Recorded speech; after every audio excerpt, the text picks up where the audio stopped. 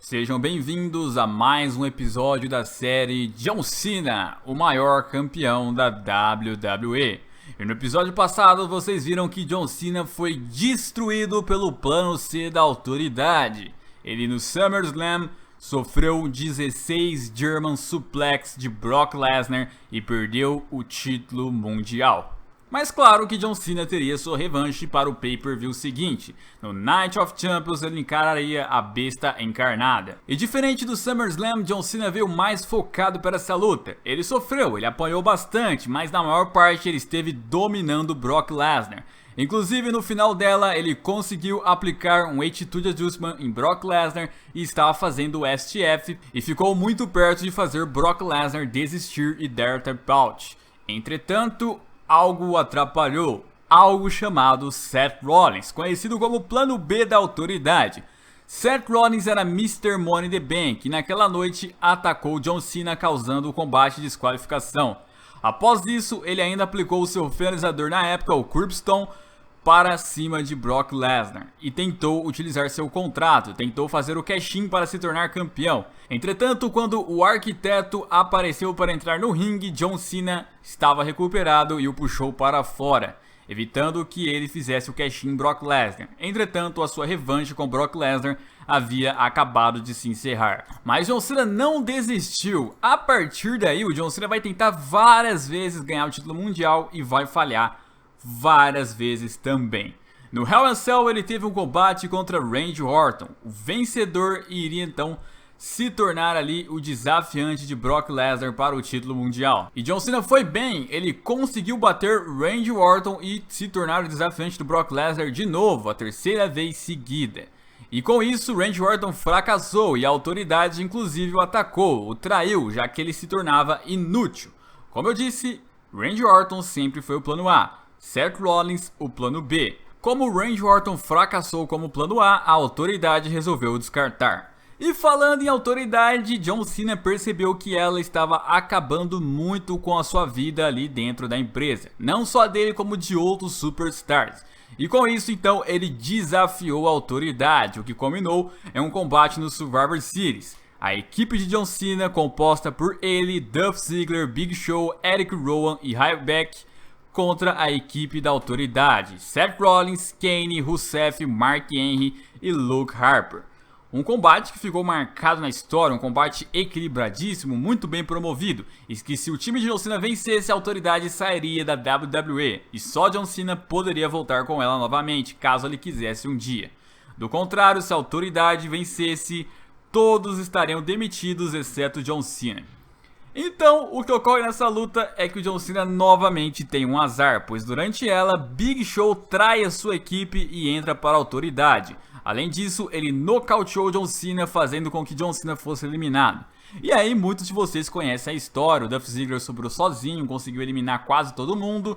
No final, o Sting apareceu para atacar o Triple H, que estava interferindo demais na luta. E com isso, a equipe de John Cena heroicamente vence. E John Cena então tinha o poder de estar com a autoridade na WWE ou não, mas é claro que ele não queria autoridade ali. Mas como eu disse, o plano B da autoridade era Seth Rollins, o Mr. Money in the Bank, que continuou lá, mesmo a autoridade saindo.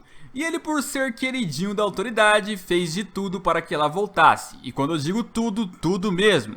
Em um episódio do Monday Night Raw, ele pegou o Edge e ameaçou quebrar o pescoço do ex-superstar caso John Cena não aparecesse e dissesse que gostaria da autoridade de volta.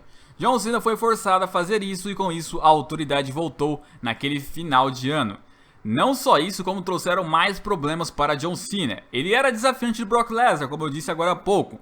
Porém, o seu combate no Royal Rumble não seria mais apenas com Brock Lesnar, mas Seth Rollins também se intrometeu nessa luta e teríamos um combate triplo válido pelo título mundial. Um outro grande combate envolvendo John Cena e o título mundial, um combate excelente, um combate onde ficou marcado, mas no final John Cena não conseguiu vencer Brock Lesnar e nem Seth Rollins. Na verdade, Seth Rollins foi finalizado por Brock Lesnar e Brock Lesnar seguiu-se como campeão.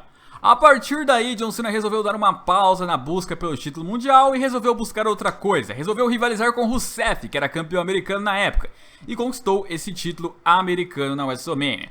E aí ele ficou conhecido também por fazer desafios abertos ao longo desse reinado. Um reinado que ficou muito marcado porque foi com certeza um dos melhores, que teve grandes combates. E ele foi tão grande sucesso com o título americano que pro SummerSlam daquele ano de 2015 ele desafiou o ainda campeão mundial Seth Rollins, que como eu disse era o plano B da autoridade e na WrestleMania o plano tinha dado certo, Seth Rollins havia se tornado campeão.